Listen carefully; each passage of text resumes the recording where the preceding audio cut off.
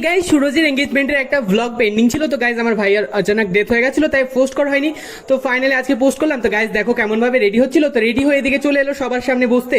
তো গাইজ এতগুলো লোকজন বসেছিল আর কেমন ভাবে বসেছিল আর পুরো নার্ভাস লাগছিল আমার ভাইকে দেখে। দেখো গাইজ তারপরে আমি আবার কি একদম হাসতে হাসতে টুথপিক চাবাতে চাবাতে সব ভিডিও বানাচ্ছিলাম। তারপরে ফাইনালি ওকে সোনা চেন দিয়ে আশীর্বাদ করা কমপ্লিট হয়ে গেছে। তারপরে ওরা এখন ফটো সেশন করবে। তার ফটো সেশন করতে করতে আমরা ফ্রেন্ডসরা কেন বাকি যাবো, তো আমরা একটু ফটো ক্লিক করলাম, ইনস্টাতে পোস্ট করতে হবে। তো গাইজ তারপরে এই বাড়ি থেকে ওই বাড়িতে দই মিষ্টি সবকিছু সেন্ড করা হচ্ছিল খাওয়া দাওয়ার জন্য। তারপরে সুমনকে শেষে আর রুবেলকে দুজনকে কাজে লাগিয়ে দেওয়া হলো সব সিলিন্ডার গ্যাস জিনিসপত্র সবগুলোকে এই করতে। তো তখনই ও খোলাখুলি করছিল। তো দেখো গাইজ পলিথিনটা কেমন ভাবে খুলে গেল।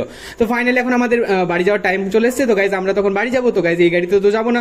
তো সুরজ আবিরকে বললো যে তুই আমার সঙ্গে বাড়ি চল, আকাশ তুই সুমনের সঙ্গে আয়। তো গাইজ ওর সঙ্গে চেপে পড়লো। তারপরে আমি সুমনের পেছনে বাইকে বসে পড়লাম।